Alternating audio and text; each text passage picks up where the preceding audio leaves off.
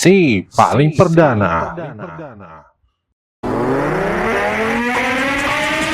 Setiabudi Tarigan, orang tua dari Cristiano pengarah penta pengindahan Tarigan, pengemudi mobil BMW yang menabrak mahasiswa Fakultas Hukum Universitas Gadjah Mada, Argo Eriko Avandi hingga tewas, menyampaikan permintaan maaf atas peristiwa tersebut. Setiabudi dalam keterangan video yang diterima DNP Integrated News menyampaikan permohonan maaf kepada ibunda korban Meliana. Ia juga meminta maaf pada publik serta pihak-pihak yang dirugikan atas kegaduhan yang ditimbulkan tersebut. Berita tersebut serta berita faktual dan terkini lainnya akan hadir dalam DNP in the Morning pagi ini.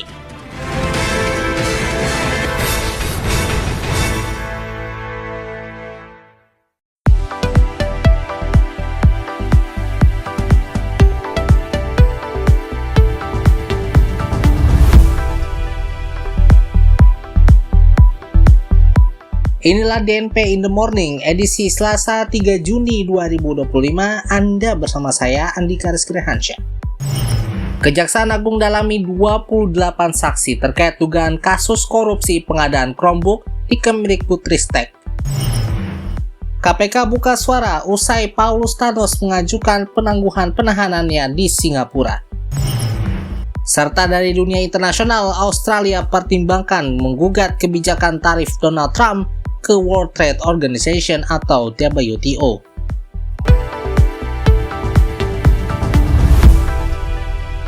Selamat pagi Indonesia. Kami mulai DNP in the Morning pagi ini dengan kabar duka yang menyelimuti dunia olahraga Indonesia. Mantan pebulu tangkis nasional Tan Jo Hock yang juga pahlawan Piala Thomas dan salah satu legenda terbesar dalam sejarah bulu tangkis Indonesia tutup usia. Kabar duka ini pertama kali disampaikan oleh mantan pebulu tangkis nasional Yuni Kartika lewat unggahannya di media sosial pada Senin 2 Juni 2025 lalu. Tan Jo Hock yang bernama asli Hendra Kartanegara merupakan pemain tunggal putra pertama Indonesia yang menjuarai All England setelah mengalahkan Ferry Sonneville di final tahun 1959.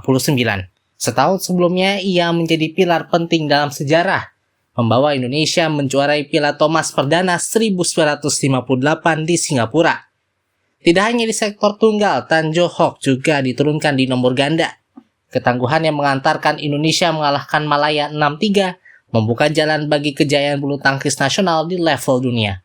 Prestasi lainnya datang dari Asian Games 1962 saat ia menyumbangkan medali emas untuk Indonesia. Usai gantung raket, dedikasinya pun tak luntur.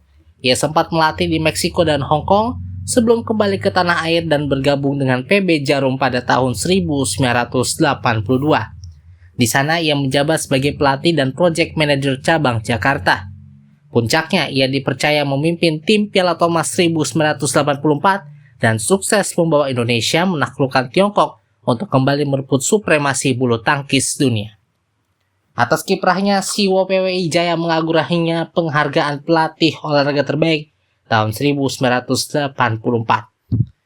Tan Jo Hock adalah salah satu dari 7 pendekar bulu tangkis Indonesia, simbol generasi emas yang menancapkan panji merah putih di panggung internasional.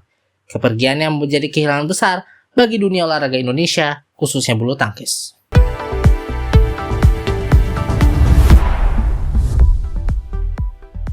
Kejaksaan Agung atau Kejagung mengatakan tengah mendalami 28 saksi dalam penyidikan kasus dugaan korupsi pengadaan Chromebook di Kementerian Pendidikan, Kebudayaan, Riset, dan Teknologi atau Kemdikbudristek pada tahun 2019 hingga tahun 2022.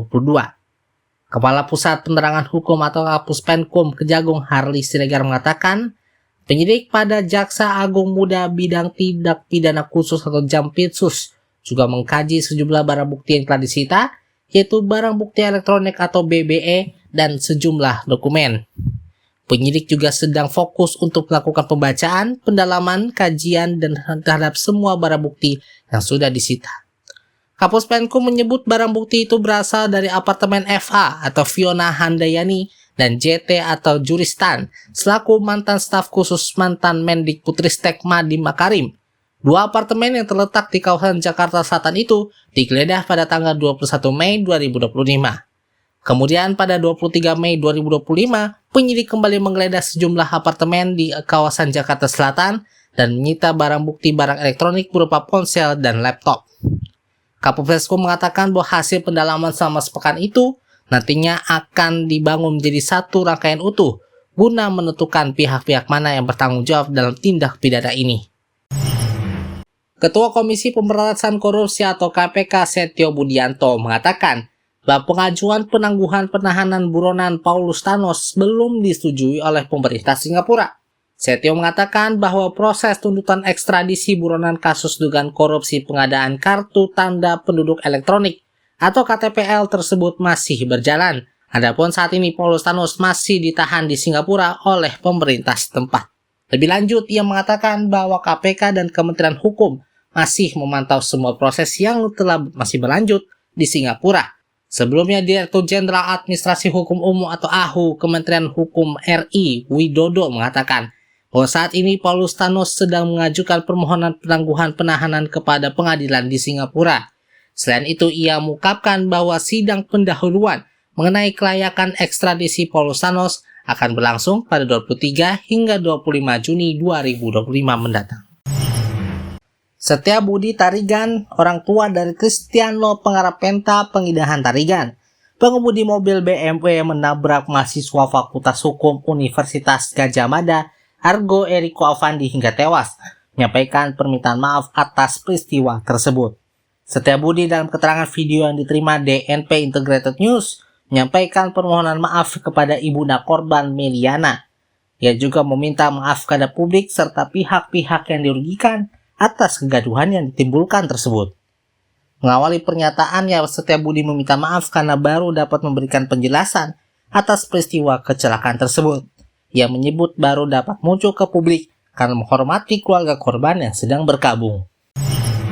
Pada kesempatan ini, izinkan sekali lagi saya menyampaikan duka cita yang mendalam kepada Ibu Melina dan keluarga besar almarhum Ananda Argo. Semoga almarhum mendapat tempat terbaik di sisi Tuhan Yang Maha Esa. Saya dan istri saya atas nama Cristiano Tarigan memohon maaf sebesar-besarnya atas peristiwa yang sama-sama tidak kita inginkan ini. Lebih lanjut, ayah Cristiano itu menepis tudingan publik di media sosial bahwa ia membayar sejumlah uang kepada keluarga korban. Informasi tersebut disebutnya tidak benar, karena menurutnya mereka belum pernah melakukan pembicaraan dengan keluarga almarhum Argo mengenai hal tersebut. Setiabudi pun menyampaikan komitmen putranya untuk menjalani proses hukum ke depan. Badan Pengelola Investasi atau BPI Danantara dikabarkan bakal melakukan aksi korporasi besar yang berkaitan dengan bank syariah terbesar di Indonesia, yakni PT Bank Syariah Indonesia Tbk atau BSI atau BRIS. Badan investasi milik pemerintah Indonesia ini dikabarkan bakal mengakuisisi saham BSI yang sahamnya saat ini dimiliki oleh 3 bank BUMN, yaitu PT Bank Mandiri Tbk, PT Bank Rakyat Indonesia Tbk dan atau BRI, dan PT Bank Negara Indonesia Tbk atau BNI.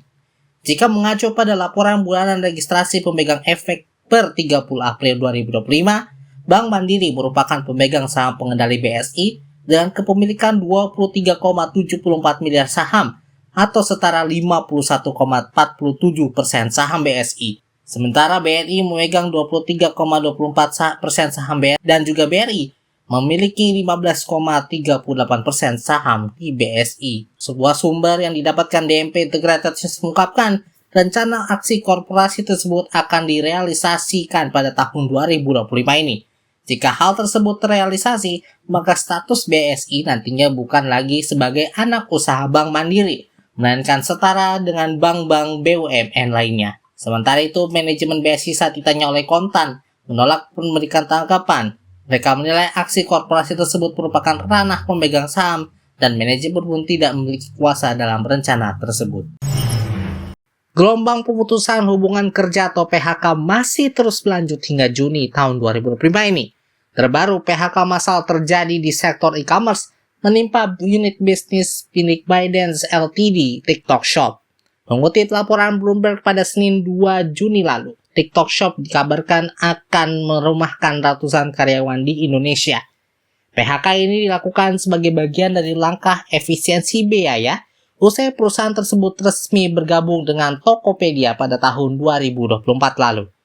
Pengurangan jumlah tenaga kerja tersebut mencakup berbagai divisi, antara lain logistik, operasional, pemasaran, hingga pergudangan. Menanggapi fenomena ini, Direktur Eksekutif Information and Communication Technology atau ICT Institute, Heru Sutadi menyatakan bahwa PHK massal di industri e-commerce merupakan dampak dari kondisi perekonomian nasional yang sedang melemah. Ia menambahkan fenomena ini seharusnya menjadi peringatan bagi pemerintah untuk mengambil langkah yang konkret guna menjaga keberlangsungan dan pertumbuhan sektor e-commerce, termasuk dalam hal penciptaan lapangan kerja. Heru juga berharap bahwa PHK menjadi langkah terakhir dalam proses efisiensi dan dilakukan sesuai ketentuan yang berlaku. Sementara itu, Direktur Utama PT GoTo Gojek Tokopedia Tbk atau GoTo, Patrick Waluyo, enggan memberikan komentar terkait isu PHK di TikTok Shop. Saat ditemui dalam acara peluncuran Sahabat AI di Museum Nasional, ia hanya menjawab singkat, "Sahabat AI aja," sembari meluncur nangkanya. Presiden RI Prabowo Subianto mengatakan komitmennya untuk tetap menjaga keberlangsungan serta kemajuan bangsa dan negara Indonesia. Ia menegaskan Indonesia harus bertahan di tengah tantangan global yang semakin kompleks. Dalam pidato amanat upacara peringatan Hari Lahir Pancasila di Gedung Pancasila Pejambon pada Selasa 2 Juni siang lalu, Presiden Prabowo mengatakan tema peringatan Hari Lahir Pancasila tahun ini adalah sebuah ajakan dan komitmen bersama untuk memastikan perjalanan bangsa Indonesia menuju 100 tahun kemerdekaannya. Pada kesempatan itu, Presiden mengingatkan posisi penting dan menonjol Indonesia di tengah pergaulan global. Ia mengatakan Indonesia adalah bangsa keempat terbesar di dunia dari segi penduduk dan juga negara yang sudah memasuki kelompok 16 ekonomi terbesar dunia. Prabowo juga menekankan jangan sampai Pancasila hanya dijadikan sebagai mantra atau sekedar slogan. Ia menegaskan bahwa kekayaan Indonesia harus dinikmati seluruh rakyat Indonesia, sehingga semua penyelewengan, semua kebocoran harus berhenti. Ia juga mengatakan semua pejabat yang tidak mampu melaksanakan tugas lebih baik mundur sebelum ia berhentikan. Dalam kesempatan itu, Presiden juga mengutarakan pendapat yang melihat masih kurangnya sikap elit bangsa yang mendapatkan kepercayaan sebagai utusan atau wakil rakyat dan penerima mandat dari rakyat.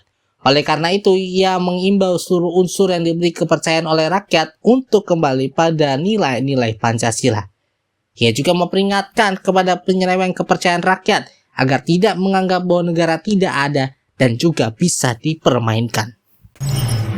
Kita balik ke dunia internasional. Australia sedang mempertimbangkan untuk menggugat Amerika Serikat di Organisasi Perdagangan Dunia atau WTO terkait tarif baja dan aluminium yang diberlakukan oleh Presiden Amerika Serikat Donald Trump, seperti diberikan media lokal pada Senin lalu. Trump telah mengumumkan rencana untuk menggandakan tarif impor baja dan aluminium menjadi 50% mulai Rabu 4 Juni mendatang. Barang-barang Australia saat ini sudah dikenakan tarif dasar sebesar 10% menurut laporan SBS News, tanpa merinci strategi Canberra untuk menantang langkah terbaru Trump di WTO. Perdana Menteri Australia Anthony Albanese dijadwalkan akan bertemu dengan Trump di sela-sela konferensi tingkat tinggi atau KTT G7 di Kanada pada akhir Juni ini. Albanese mengatakan bahwa ia akan menyampaikan posisi Australia dengan sangat jelas melalui berbagai saluran. Ia menyebut bahwa ini adalah tindakan yang merugikan diri sendiri secara ekonomi oleh Amerika Serikat. Hal ini akan meningkatkan biaya bagi konsumen di Amerika Serikat karena ini diberlakukan secara menyeluruh. Tindakan ini tidak akan menciptakan keuntungan atau kerugian kompetitif dibandingkan negara lain yang mengekspor ke Amerika Serikat. Menurutnya, ini adalah tindakan yang tidak tepat oleh pemerintahan Trump.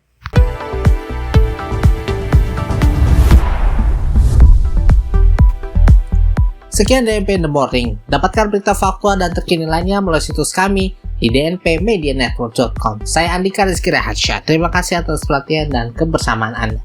Ini adalah DNP Integrated News. Lebih informatif, lebih terinformasi. Selamat pagi Indonesia dan selamat beraktivitas.